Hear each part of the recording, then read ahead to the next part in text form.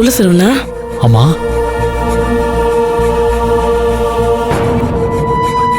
என்னப்பா, என்னாச்சு உனக்கு? குரல்லையும் ஒரு மாதிரி இருக்கு. அம்மா, பூங்கொடிக்கும் எனக்கும் கல்யாணம்மா.